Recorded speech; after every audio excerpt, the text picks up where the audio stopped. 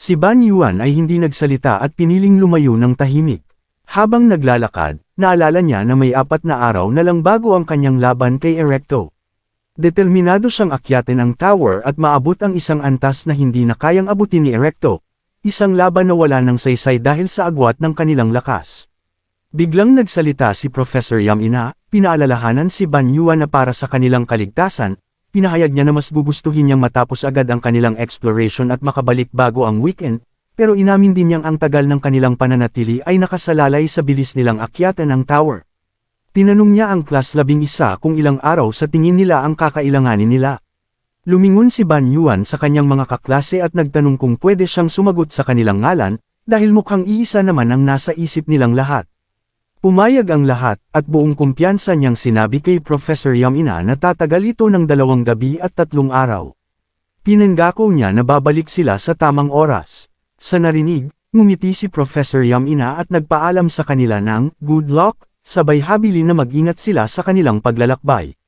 Nagbalik ang eksena sa isang nakaraang pag-uusap kung saan tinanong ni Ban Yuan si Professor Yamina kung maaari nilang i-record ang iba't ibang stages at sitwasyon sa loob ng tower gamit ang isang self-operating artifact, inspirasyon mula sa disenyo ni Eve at Lilith, isang bagay na labis na kinaaliwan ni Russell. Sumagot si Professor Yamina na walang saysay ang pagre-record sa loob ng tower dahil patuloy itong nagbabago, isang bagay na hindi alam ni Ban Yuan. Sinite siya ni Light at sinabing nakasulat ito sa basic manual, kaya pinayuhan siyang basahin iyon. Idinagdag din niya na ang mga machine na galing sa labas ng tower ay madalas nasisira kapag dinala sa loob. Hindi alam ni Light kung bakit ito nangyayari, kaya humingi siya ng paliwanag kay Professor Yamina. Kinumpirma nito ang impormasyon ngunit hindi na nagbigay ng mas malalim na paliwanag. Ipinaliwanag din ni Professor Yamina ang estruktura ng tower, bawat palapag ay tinatawag na room, at kapag natalo ang mga monster o nalampasan ang mga trap, kusa itong lumilipat sa susunod na room. Tinawag niyang shift ang mekanismong ito, na isang pambihirang phenomenon sa loob ng Union Academy. Tinanong ni Ban Yuan kung palaging gumagalaw ang room tuwing may shift. Tumango si Professor Yamina at sinabing hindi na maaaring bumalik ang isang grupo sa parehong room kapag naganap na ang shift. Si Light naman, imbes na mag-focus sa mechanics ng rooms at shifts, ay mas interesado sa mga monster at traps. Tinanong niya kung nag-iiba ang mga ito habang tumataas ang antas ng tower. Sumagot si Professor Yamina na sa bawat shift, nagiging mas malakas ang mga monster at mas mahirap ang mga trap. Tahimik lang si Dako buong oras, pero bigla siyang nagsalita at tinanong, ano ang mangyayari kung may namatay habang umaakyat sa tower? Natahimik ang lahat. Napagtanto nilang muntik na nilang makaligtaan ang pinakamahalagang bagay, ang posibilidad ng kamatayan. Kahit si Professor Yamina ay mukhang nagulat sa tanong. Ngunit agad niyang nilinaw na, taliwas sa kanilang pangamba, hindi naman talaga namamatay ang mga challenger sa karamihan ng bahagi ng tower. Labis ang ginhawang nadama ni Light at Ban Yuan nang marinig ito. Ngunit nagpatuloy sa pagpapaliwanag si Professor Yamina, kapag namatay ang isang challenger, automatiko silang ibinabalik sa entrance ng tower. Nanlaki ang mata ni Ban Yuan. Ibig sabihin ba, kailangan naming magsimula ulit sa first floor? Ngumiti si Professor Yamina at ipinaliwanag na hindi nila kailangang bumalik sa simula. Ang kanilang student identity card ang magre-record ng kanilang progreso. Kapag bumalik sila sa tower, maaari nilang ipagpatuloy mula sa huling shift na narating nila. Napahanga sina Ban Yuan at Light sa impormasyong ito. Parang isang game na may mid-save function, bulong ni Ban Yuan, tuwang-tuwa sa ideya na maaari silang magpatuloy kahit ilang beses silang mabaigo. Pero si Dako, kahit na mukhang naibsan ang kaba, ay tila may napansin. Sinabi mo, hindi namamatay sa karamihan ng lugar. Ibig sabihin, may mga exception. Napangiti si Professor Yamina at pinuri si Dako sa kanyang mapanuring pag-iisip. Oo, may ilang lugar kung saan posible ang tunay na kamatayan. Lumipat ang eksena sa Class 11, nakasalukuyang nakikipaglaban sa Crusaders, isang kilalang halimaw na notorious sa pagkain ng kagamitan ng mga explorer, na iniiwang walang sandata ang kanyang mga biktima. Ngunit hindi ito naging problema para sa Class 11, madaling nadaminan ni Light at Dako ang mga clear. Si Ban Yuan naman, sa halip na lumaban, ay abala sa pagsubok na i-extract ang konsepto ng apoy. Ramdam niya ito, pero hindi niya ito matagumpay na may extract. Napakunot-noo siya, bakit hindi ko ito magawa dito, pero nagagawa ko ito sa ibang dimensions. Napagtanto niyang baka ang sagot sa katanungang ito ang susi sa panibago niyang kakayahan. Napansin ni Dako na matagal nang nakatitig si Ban Yuan sa apoy. Oy, ano, may nadiskubre ka na ba? Tanong niya, di ba sabi mo, gusto mong subukang unawain yan? Napakamot si Ban Yuan. Sinubukan kong i-extract ang apoy pero bigo ako.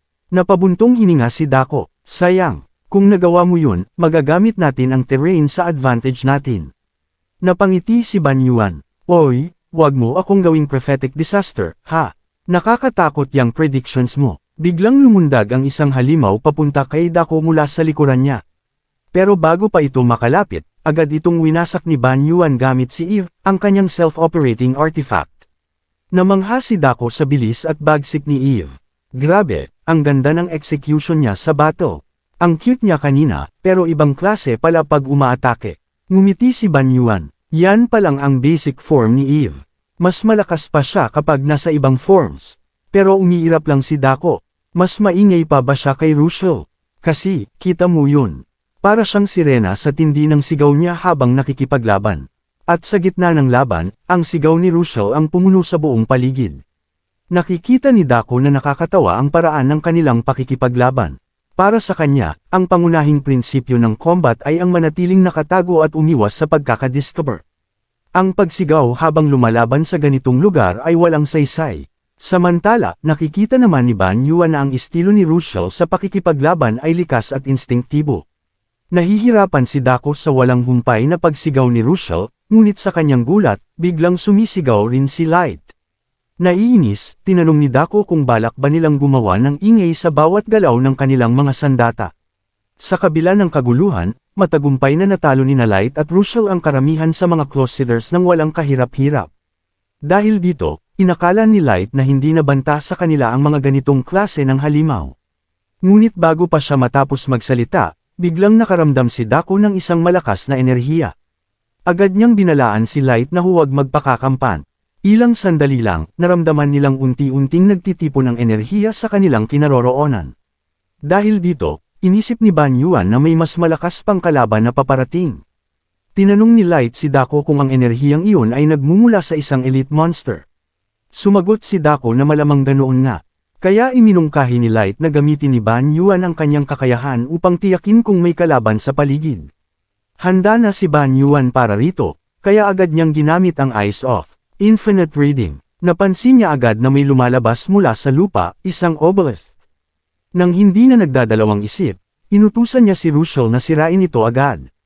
Hindi na nag-aksaya ng oras si Rushel at mabilis na sumugod, winasak ang obelisk bago pa tuluyang makapagpakita ang elite monster. Nagulat ang Class 11 sa bilis at husay ni Rushel. Nang bumagsak ang obelisk, napansin ni Ban Yuan ang isang matingkad na pink na enhancement core. Napaisip siya kung normal lang bang makakuha ng ganitong bihirang item ng ganoon kadali. Pinulot ni Rushel ang energy core gamit ang kanyang kamay, ngunit habang ginagawa niya ito, may napansin si Ban Yuan, nagbago ang kulay ng buhok ni Rushel. Napansin din ni Dako ang biglang pagdilim ng buhok ni Rushel na ikinagulat niya. Ngunit mas lalo siyang nagulat nang makita ang kumikinang na mga letra sa ibabaw ng ulo ni Rushel, Heart Furnace. Agad na naisip ni Ban Yuan na baka ito ang tinutukoy na Furnace of the Heart, isang konsepto kung saan sinusunog ang emosyon upang makakuha ng kapangyarihan, katulad ng isang berserker. Habang iniisip niya ito, bigla siyang hinawakan ni Rushel sa kamay at tinanong, nakakatakot ba ako para sa'yo? Umiling si Ban Yuan at sinagot siya, hindi. Sa totoo lang, napaka-reliable mo. Ngunit sa kabila ng sagot niya, inamin ni Rushel na nag-aalala siya. Paano kung hindi ko makontrol ang kapangyarihang ito? Sumingit si Dako at sinabing huwag siyang mag-alala. Kung mawawalan ka ng kontrol, huwag kang mag-alala, papatayin bago ka pa makapaminsala. Natahimik ang lahat. Agad namang sineryoso ni Ban Yuan ang sitwasyon at sinaway si Dako, huwag kang magbiro ng ganyan. Isa lang ang mamatay sa atin, at uulitin natin ang buong exploration mula Room 1. Ngunit tumutol si Dako at sinabing kung magpapatuloy ito, baka mapilitan silang akyatin ang tower na 3 na lang sila. Sinabi pa niya na mas mabuti kung silang dalawa na lang ni Ban Yuan ang umakyat ng magkasama. Naguguluhan si Ban Yuan sa biglaang pag-escalate ng sitwasyon. Samantala, nagsimula nang umiyak si Light, na parang nadarama ang pagka-out of place niya. Napansin ni Ban Yuan na tila nalulungkot si Russell, kaya nilapitan niya ito at sinabing, huwag kang mag-alala. Hahanapan natin ito ng solusyon. Nagpasalamat si Russell sa kanya, ngunit parang wala lang ito kay Ban Yuan at sinabi, gawain lang ito ng isang class president. Sa isang tabi, mukhang naiinis si Dako habang pinagmamasdan ng pag-uusap ni Ban Yuan at Russell.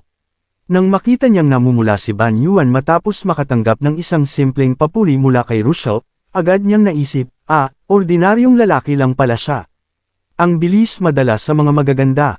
Namula si Ban Yuan at agad ipinaliwanag na hindi iyon ang iniisip niya. Samantala, si Light, na nanunood lang sa kanila, ay napabuntong hininga at naisip, bakit parang napaka-relax nila sa ganitong sitwasyon.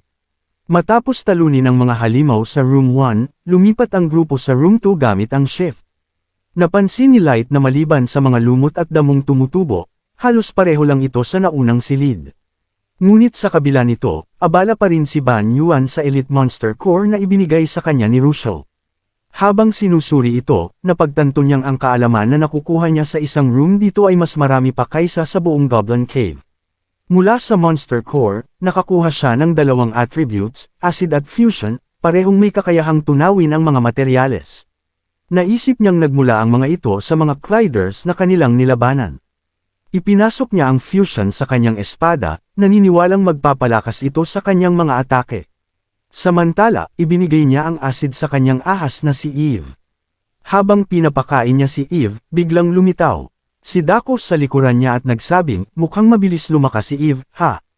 Nagulat si Ban Yuan pati si Eve, kaya agad niyang sinabi, tigilan mo yang pagsulpot-sulpot sa likod ko, Dako. Sa halip na humingi ng paumanhin, ngumiti lang si Dako at sinabing, hindi ka naman madaling magulat kung mas sanay ka sa pakikipaglaban. Habang nag-uusap sila, patuloy nilang ini-explore ang bagong room na kanilang napuntahan. Biglang may kakaibang pakiramdam si Light, isang babala mula sa kanyang instinct. Agad siyang sumigaw sa mga kasama, sinabihan silang itigil ang pagbibiro dahil paparating na ang mga monster sa room 2. Gusto niyang ipaalala sa kanila na seryosohin ito, ngunit bago pa siya matapos magsalita, isang energy beam ang dumaan sa kanyang tainga. Ang nagpaputok, si Dako. Walang pakialam itong nagkomento, mukhang hindi naman masyadong iba ang room 2 sa nauna. At may dagdag pa siyang mapanuyang sinabi, kahit gaano pa ka-relax ang isang leon, hindi ito basta-basta mapapatay ng kagat ng langgam. Ngunit ang halimaw sa room 2 ay hindi basta-bastang kalaban, isang evil spirit. Isang malisyosong entidad na partikular na tumatarget sa magic sa loob ng tao. Hindi natuwa si Light sa tila walang pakialam na tono ni Dako at matalim niyang sinagot. Ang sobrang kumpiyansa ang nagiging dahilan kung bakit natatalo ang isang tao sa hindi inaasahang pagkakataon. Sa halip na sumagot ng maayos, nagpakawala ng panibagong ideya si Dako. Bakit hindi natin hayaang si Ban Yuan ang lumaban mag-isa sa room 2? Nagulat si Ban Yuan sa suhestyon. Mas lalo namang tumutol sina Russell at Light, sinasabing masyadong delikado ito. Ngunit pinanindigan ni Dako ang kanyang ideya. Kailangan niyang hasain ang kakayahan niya para mag-perform ng mas maayos sa sparring match niya laban kay Erecto next week. Diretso niyang tinanong si Ban Yuan kung ano ang palagay niya rito, nagdesisyon si Ban Yuan na subukan ito. Sa kabila ng babala ni Light tungkol sa panganib ng kanyang desisyon, nanatili siyang matatag. Kailangan kong lumakas. Kailangan kong gawin ito. Paliwanag ni Dako, sayang lang kung ubusin nating lahat ang energy natin dito. Mas mabuti kung tutulungan natin siyang humabol sa gap laban kay Erecto ng mas mabilis. Kahit labag sa loob, pumayag na rin sina Russell at Light, ngunit matigas ang tono ni Light nang sabihin niya, sasali ako agad sa laban pag nakita kong mapanganib na ang sitwasyon. Tumango si Ban Yuan at sinagot siya, salamat, appreciate ko yan. Pagkatapos, humarap siya kay Dako at nagtanong, kung magtitipid ako ng energy ngayon, tutulong ka ba mamaya? Ngumiti si Dako at sumagot ng may halong pang-aasar, at least, hindi ka mamamatay sa overexertion. Tinanggap ni Ban Yuan ang sagot na iyon bilang sapat na reassurance. Humugot siya ng malalim na hininga, hinawakan si Eve, at pinahaba ito hanggang sa maging isang rifle. Pagkatapos, inutusan niya itong magsimulang magpaputok. Nagulat sina Light at Russell sa nakita nila, ang mga halimaw ay bumabagsak isa-isa sa napakabilis na bilis. Napansin ni Light ang kapangyarihan ng baril ni Ban Yuan. Kung ang mga sundalo natin ay may ganitong klase ng sandata, madali nilang matatalo ang second-rate assassins at kahit ang ilan sa lower first rates. Samantala, inamin ni Dako na ang sandatang ito ay tiyak na magiging kapaki-pakinabang sa martial arts world. Ngunit may napansin siyang kahinaan. Ang atake nito, masyadong linear. Ipinaliwanag niya na bagamat perpekto ang baril para sa long-range combat, sa masisikip na lugar gaya ng Room 2, maraming variables ang dapat isaalang-alang. Kapag may blind spot, magiging useless ang sandatang ito. Halos hindi pa natatapos ni Dako ang paliwanag nang biglang may evil spirit na sumugod mula sa likod ni Ban Yuan. Nagulat sina Rushel at Light, agad silang sumigaw ng babala, "Ban Yuan, sa likod mo!" Ngunit bago pa man nila matapos ang kanilang sigaw, biglang kumilos si Ban Yuan. Para bang alam na niya ito mula pa kanina. Sa isang iglap, hinugot niya ang kanyang espada mula sa inventory at pinutol ang evil spirit gamit ang isang mabilis at malinis na hiwa. Nagpigil si Light ng buntong hininga. "Akala ko wala ka ng pag-asa, Ban Yuan." Naging curious si Light sa espada ni Ban Yuan at sa bilis ng kanyang reaksyon. "Hindi ko akalaing sanay ka pala sa espada." Ngunit mapagkumbabang sagot ni Ban Yuan, "Hindi, malayo pa ako sa level nyo ni Dako." Sa gilid, tahimik na pinapanood ni Dako ang mabilis na pag-unlad ni Ban Yuan. Nakakagulat. Patuloy na nililinis ni Ban Yuan ang silid gamit ang suporta ni Eve, sabay gamit ng espada upang tapusin ang mga halimaw na nakakalampas sa bala nito. Matapos ang ilang saglit, isa na lang ang natitirang evil spirit, ang huling halimaw. Napansin ni Ban Yuan na wala nang sumusulpot, kaya inisip niyang ito na ang huli. Sa halip na patayin ito agad, ginamit niya si Eve upang hulihin ito, nagdesisyong magpahinga sandali bago tapusin ang laban. Alam niyang kapag napatay ang huling halimaw, lilipat na sila sa susunod na shift. Habang nagpapahinga, sinuri ni Dako ang katawan ng isang patay na evil spirit na pinatay ng espada ni Ban Yuan. Napansin niya ang isang bagay na hindi pangkaraniwan, ang talim ng espada ay tila natutunaw at nadidisimula ang espiritu. Napahanga siya, hindi ka panipaniwala, bago lang niyang nakuha ang abilidad na yan kanina sa Room 1. Nagbalik siya ng tingin kay Ban Yuan, naguguluhan. Sa mabilis na reaksyon nito kanina, at sa paraan ng paggamit niya ng kanyang espada, naging malinaw kay Dako ang isang bagay, hindi lumaki si Ban Yuan sa isang buhay ng labanan. At iyon ang hindi niya maintindihan. Kung hindi siya lumaki sa gyera, paano siya lumalakas ng ganito kabilis? Si Light, na tahimik ding nanunood, ay hindi na rin maitago ang kanyang paghanga. "Ban Yuan, ikaw ba talaga to?" Samantala, si Rushel naman ay namangha sa diskarte ni Ban Yuan sa laban. Ang pagkontrol niya sa shift gamit ang paghuli sa huling halimaw, isa itong strategy na hindi mo inaasahan sa isang baguhan. Habang tinitingnan nila si Ban Yuan, isa lang ang tumatakbo sa kanilang isipan, nagsisimula na siyang lumagpas sa mga limitasyon niya. Maraming salamat sa panunood. Kung nagustuhan mo ang video, huwag kalimutang mag-like, mag-subscribe, at i-click ang bell icon para updated ka sa mga bagong kwento.